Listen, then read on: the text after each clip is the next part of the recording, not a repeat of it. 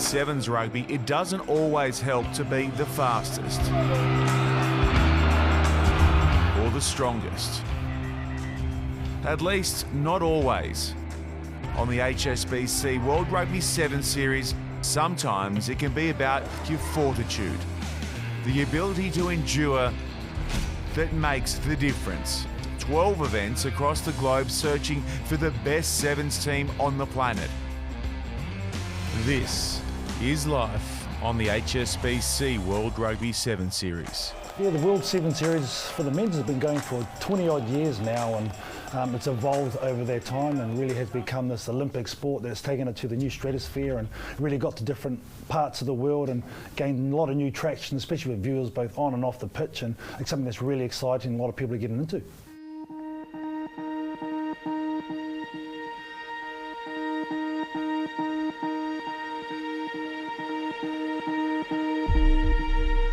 Glendale was a great tournament to kick off.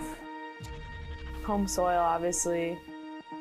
Family came. I had about 13 members come, and it's a really unique tournament just because it's just the women, and it feels intimate almost.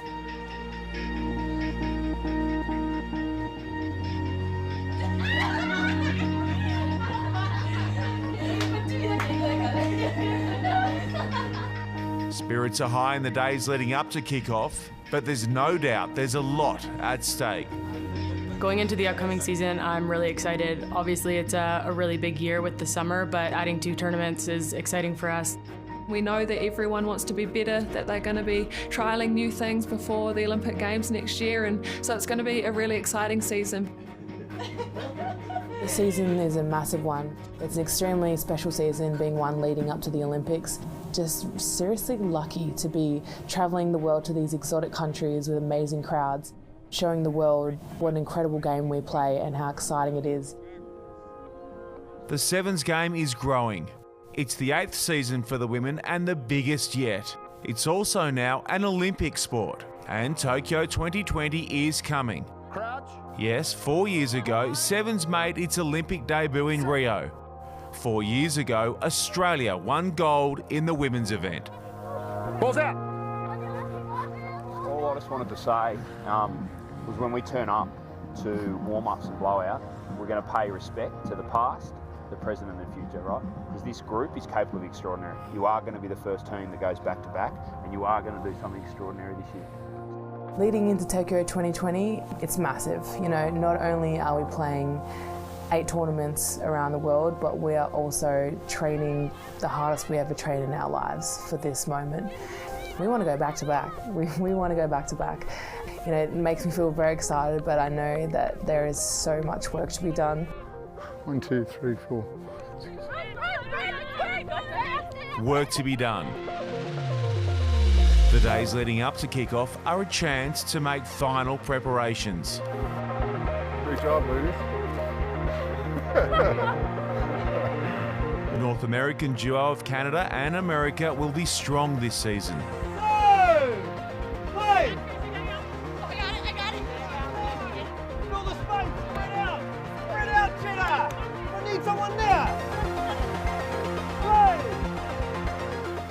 South America's Brazil are a core team for only the 2nd time. Hoje, quero mais comunicação, defesa e ataque.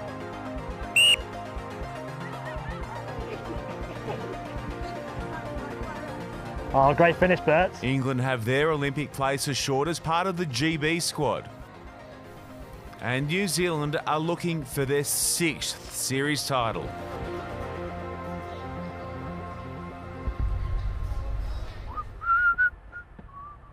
Game day. On day 1, the teams play in 3 pools of 4. A place in the knockout stages at stake.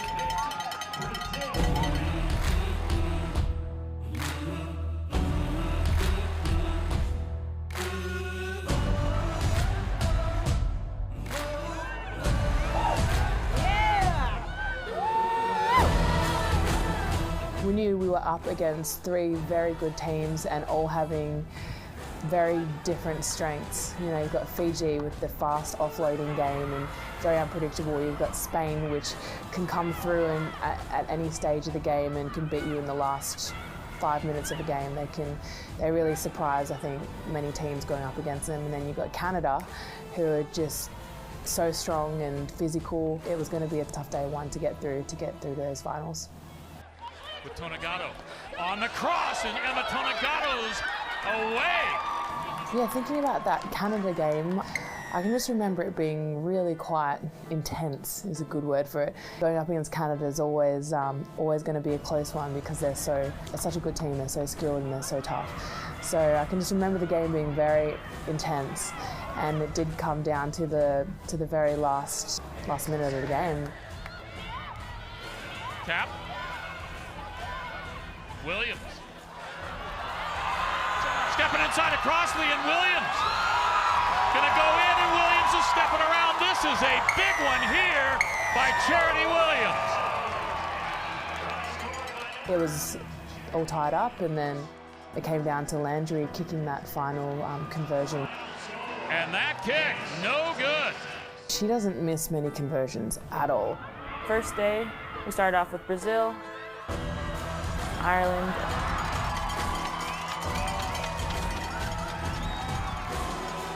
ended up losing to France in our third pool match, and wasn't expecting that. We actually, after day one, were in our van going back to the hotel, and we screamed and we just let it go, and came back day two and put up a good fight against the top, 3 teams in the series. Canada's always a good match for us. They're a tough team. They're very physical in the breakdown. They're smart. So it's always a good game. And we played them in the quarterfinal and won on the last play with Cheta Emba catching that kickoff. On the restart, Emba going up, and Emba with the grab, and Emba. Hey, Green Acres is a place to be. Cheta Emba with a try for the. That young lady right there is the heart and soul right now of this U.S. team. It was a one to remember. No matter how many games I play, I always get really nervous about quarterfinals. That's your ticket to go to the final. So yeah, I think we were really happy with the performance on that in that game as well.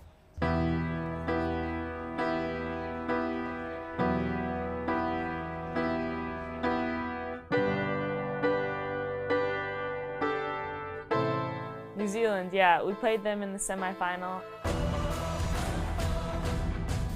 I think New Zealand would definitely be intimidating to other teams. I don't want to talk them up too much, you know. Honestly, I really enjoy playing New Zealand. Both teams put up a good fight. Just a hard-out battle.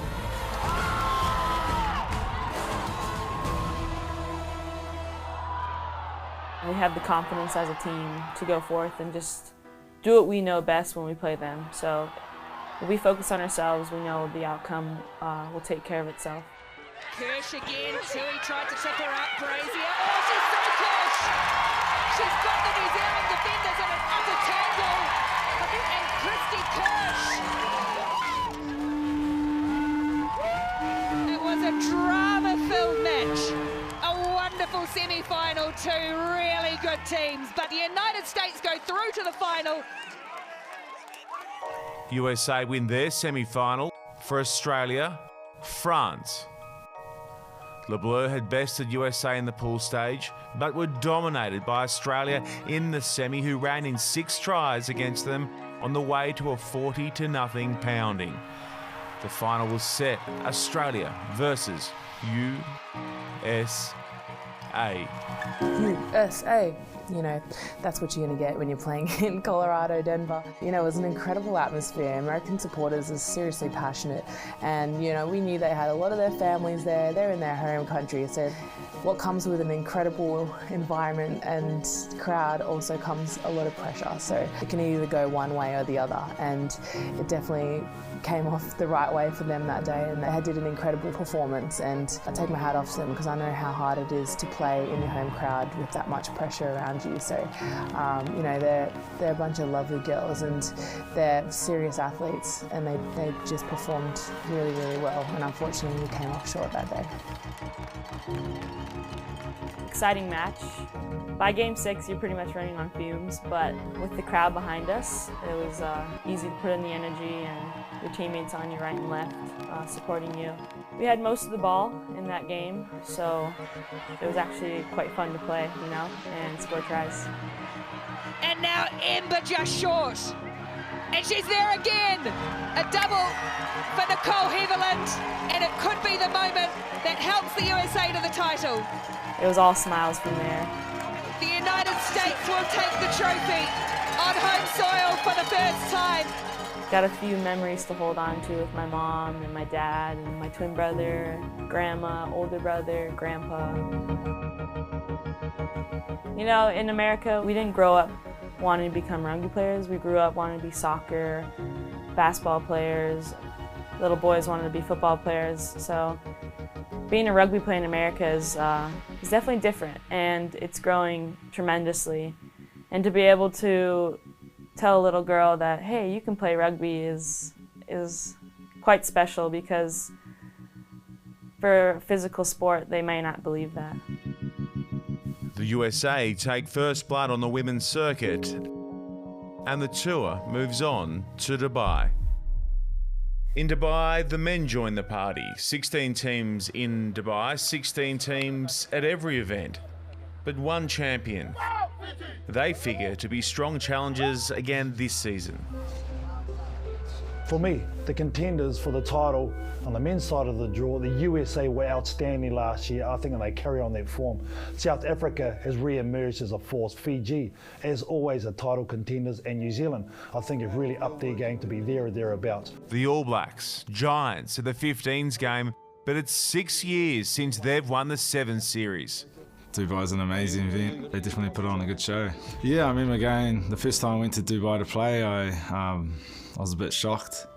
It's just everything about Dubai is different from New Zealand, and but that's the beautiful thing about the World Series. You play rugby in a lot of countries that you probably wouldn't go to or wouldn't play rugby there. So to go there and get out into the desert and see a different culture and different side of the world is something that I suppose rugby opens doors.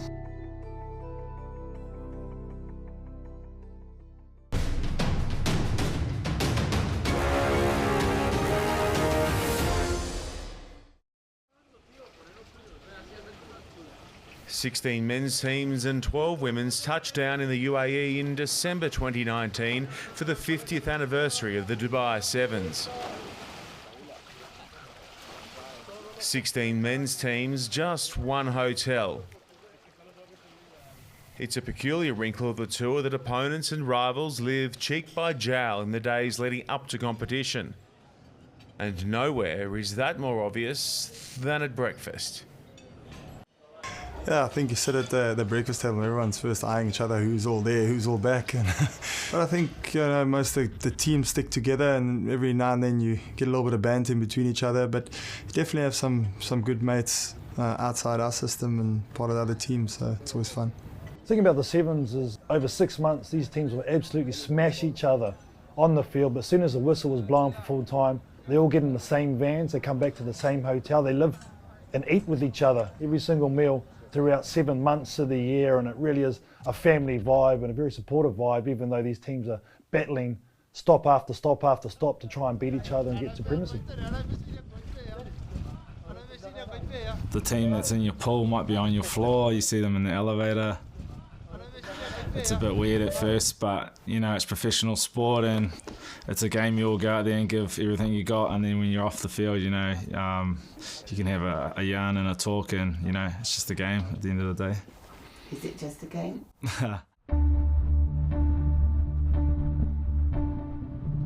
So boys, in place of a gym session today, we're just doing this on-field spark up or power ups. We've just got 5 stations. So starting down the end there with the orange band, we've just got a banded push press. So stand inside the band here, dip and drive and lock out overhead. The yellow band is just a banded A run, so just through 10 metres, so get a partner with that one. The green band's a banded broad jump, so again, get a partner here. Strength and conditioning programs in sevens are designed to offer a balanced workout. However, some players concentrate on some areas more than others. In Dubai in 2019, former Olympic sprinter Trey Williams, the man they call Quadzilla, is giving Australia a little extra. You can't beat speed. Like we say, speed is king. Having someone who have got the ability to break a game wide open. You've seen like Carlin and Perry do it for the US, so we've got hopefully that ability now with Trey and then a couple of other guys as well. Take that, put that on hard. The thing with sevens is it's a multifaceted game, so you have to prepare them for lots of different things. Obviously fast, agile, fit, strong. There's a lot of running involved, so it's kind of a hybrid, making sure that they're very good runners, but then they're also nice and strong as well for the rigours of contact. Then also for recovery as well. The stronger they are, the quicker they're going to recover between sessions and games. Got to build and show some speed here, boys. A lot of these guys have been doing it for years, so they're very used to the challenges of the travel and things like that. Build to 80-85%. You spend a lot of time on the road, so you get used to spending some time with each other, so making sure that there's some fun and enjoyment on the way is pretty integral. Josh?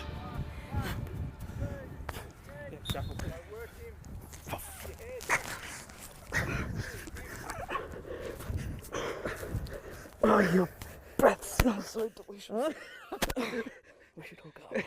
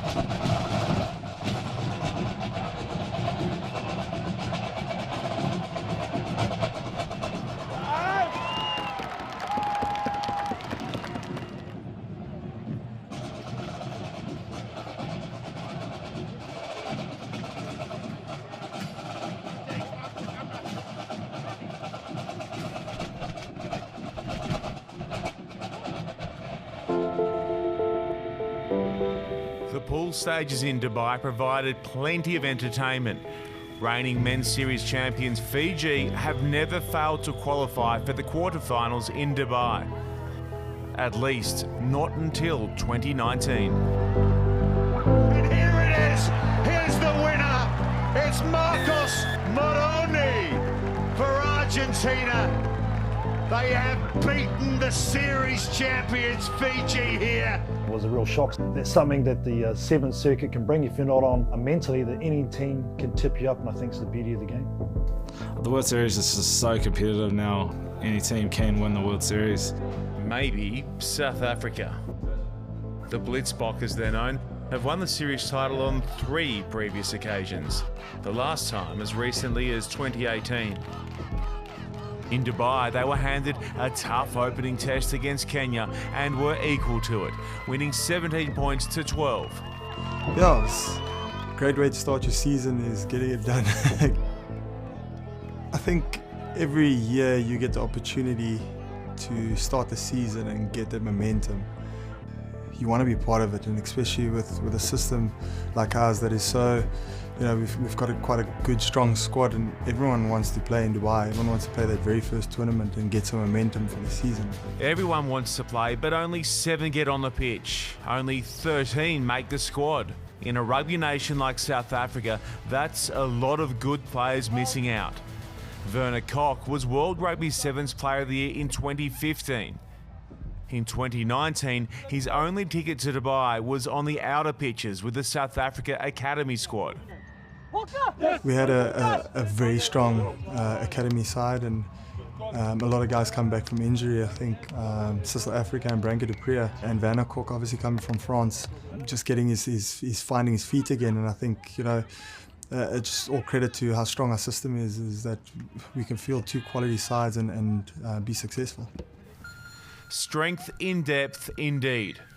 South Africa got it done against all three teams in their pool, including a crowd favourite.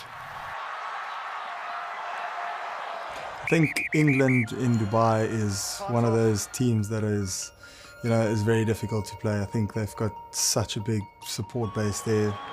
It's never going to be easy, and the intent that we showed, I think, in that game just set the tone for the tournament. The tone set. South Africa progressed to the semi-finals where they dismantled a strong Samoan side 38-7. In the other semi-final, New Zealand were tied up with England at 12 apiece before Celeste Rayasi went route one. Look at this from Rayasi! He is a rugby robot, takes it beautifully, and then off he goes. He is massive. The men's final was set. New Zealand would take on South Africa. In the women's competition, Glendale finalists Australia and USA both impressed again, both through to the semis. But a sleeping giant was about to awake. Yeah, we're a little bit disappointed after Glendale. It wasn't the result we wanted, but we had about 7 weeks to go home, regroup, connect with each other, learn about the things that we did wrong, and obviously reshuffle just little things, because we knew we had the game plan, but it was just little errors that really hindered us in that tournament. So when we came into Dubai, we were fizzing, we were ready, and that hurting feeling fueled the fire to want to make us be better at that tournament. New Zealand had lost to the USA in the semi-final in Glendale. This time, in Dubai, they returned the favour. And with Canada beating the Aussies 26-12, both our final lineups were set. National pride at stake. Yeah, the national anthem. We all like to think we're Beyonce's in the team, so we sing loud and proud. We go really hard and we sing to the top of our lungs, but you can't look past our teammate Ruby Tui. She's very, very loud, and we just love the passion she shows when we sing our national anthem. Passion shown for the anthems, passion shown when trailing at halftime. We talked about starting strong, and I think Canada done that. They came out from the start really good. They hissed, and it was a tight race. But one thing we did well was at halftime we regrouped. We were calm. We were never doubting ourselves that we would lose. We stuck right to the end. We played to the 14th minute. We were really lucky to come out with the try from Gail Broughton. But yeah, just one thing we do well as a team is we never give up. We play to the end whistle, and we think a lot of energy came from the crowd. It was an awesome atmosphere, and we loved every moment out on the field. New Zealand triumphant in one final. Could they go 2 for 2? Yeah, it was a really hard final against South Africa. We thought we defended quite well. We just didn't really take our opportunities, and they put us under pressure when we had their ball. The final is always going to be a tough one, and I think they've shown over the years that when they get to a final, they're very successful. And I think for us, starving them of ball was going to be crucial, and not only that is getting the points on the board. It was inevitable from the Blitzbokker. Using opportunities. Sunatla looking for Dry. Sabelo Sunatla to Chris Dry. It's 10-0 kick to come. We had 3 or 4 opportunities and we used 3 of them, and I think that's the reason why we came off strong off that field. And I think it was just not only attack but defensively. I think we were just so clinical and we worked so hard. South Africa back on top in Dubai. I'm speechless. I'm just proud of the boys and just the effort they put in. And we said in the beginning of the week that we want to play as a team, and that's what we achieved this weekend. I think we can use this tournament just to prepare for next week. I mean, it was the first for the season, and I think the rust is off now and we will be keen to play at home. South Africa winners in one tournament, They will be hosts in the next, and there's no time to waste. Back-to-back tournaments really is survival of the fittest, you know, like which players are actually still fit to play the next round 1 week later, which is a massive challenge, but I'm actually really excited about it. I'm pumped, I'm ready, I'm fresh. Had about a 9-hour flight with all the teams. It's pretty special. And now we're in Cape Town, recovering most of today and getting ready to battle again next weekend. In early December 2019, 16 men's teams and 12 women's touched down in Cape Town. The welcome is friendly enough, but soon it will be back to business. Next time on 24/7s, we'll have action from Cape Town, Hamilton and Sydney. The next 3 stops on the HSBC World 7 Series. Yes, Africans, we are loud. Africans, we are loud.